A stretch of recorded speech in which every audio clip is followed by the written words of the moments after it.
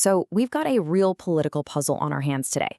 A huge tax cut was passed, billed as this historic win for American families, and it's been in effect for a while now. So the big question is, why isn't anyone celebrating? All right, let's get into it. I mean, look at this. On one side, you have the official government message. It's tax week and we're celebrating. But then you look at the reality, the hard data from the public, and you see a net approval rating of minus 28 points. That is a massive gap, and it's exactly what we're going to unpack. Okay, so let's just set the scene for a second. This is the first tax day where Americans are supposed to be feeling the full effect of this new law. This was designed to be the moment, a time of financial relief, and, for the party in power, a major political victory. And to really drive the point home, the administration and its allies launched what insiders called a full-scale tax day blitz. You had officials fanning out all over the country, hitting the airwaves with one single unified message. This tax cut is a huge, huge success. But here's the thing. Once you get past all those talking points and you actually look at the polls, a completely different story starts to emerge. It seems the American public, well, they just aren't buying what's being sold. So to really get why people are so unhappy, you have to go back and look at what they were actually promised. Because this wasn't sold as just some minor policy tweak. It was supposed to be a total game changer for the average family's finances. And the sales pitch was super specific. People were told, hey, you can expect an extra $300 a month in your pocket. They were promised the whole shebang. Taxes would be lower, simpler, and fairer. There were even promises of new deductions for things like tips and overtime, plus a double child tax credit. And the political messaging, it was just as direct. Some campaign materials literally said, why thank a Republican? I mean, the whole idea was that this financial boost would translate directly into political support. Money in your wallet means a vote in the ballot box. Right, but that gratitude, it just never really showed up. So now let's turn to the data and see just how big this disconnect really is. Now this is where it gets really fascinating. Look at the trend. Back in 2018, right after the cut was passed, net approval was actually slightly positive, at plus 2 points. Fine. But look at today. It is absolutely cratered to minus 28 points. That is a staggering 30-point collapse in support. And get this, if you drill down into that crucial group of independent voters, the number is even more shocking, a 58-point deficit.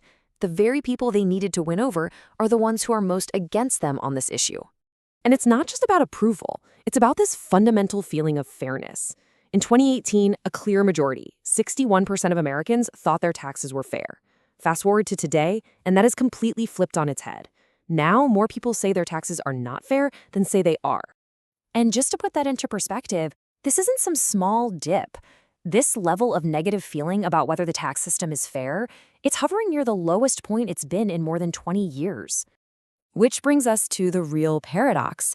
Despite this massive tax cut, the number of people who feel their taxes are too high has actually gone up. It's jumped from 59% to 70% in just 1 year. It's moving in the completely opposite direction you'd expect. So what on earth is going on here? What is driving this huge disconnect between what the policy was supposed to do and how the public actually feels about it? It's the key question, right? If the spreadsheets say people are getting more money back, why do so many feel more squeezed and that the system is actually less fair than it was before? Well, a huge piece of the answer comes down to our everyday lives. That promised $300 a month, for a lot of families, it's being completely swallowed up, and then some by the rising cost of other things, especially what they're paying at the gas pump. As one analyst put it so well, you can't just tell people they're better off. And why not? Because as they say, people experience the economy every single day. That price on the gas station sign, that's a daily advertisement for how the economy really feels. And no political talking point can compete with that. And bubbling underneath all of this is that nagging feeling of unfairness. When you ask people what bothers them the most about taxes, the number one answer from 38% of people is the belief that rich people just are not paying their fair share. And of course, political opponents saw this and jumped right on it. They've been hammering home a very simple and apparently very effective message. This tax bill wasn't for you, it was for the billionaires. And looking at these polls, that message is definitely hitting its mark. So what does all this mean when it comes to politics? I mean, this wasn't just some random policy. It was a whole strategy. Let's really look at the bottom line here. This tax cut was supposed to be the absolute cornerstone of the Republican message heading into the midterm elections. It was their big, shiny answer on the economy and affordability.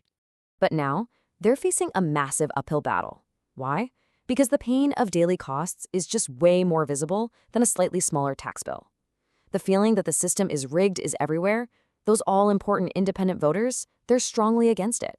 And maybe the biggest problem of all, even if someone felt a small benefit back in April, that's likely to be a distant memory come November. And that really leaves us with this one final critical question. It's not about the numbers on a piece of paper. It's about people's lived reality. Can a tax cut ever really be a political win if voters don't feel the benefit when they're filling up their car or buying groceries? That's the paradox they're wrestling with right now.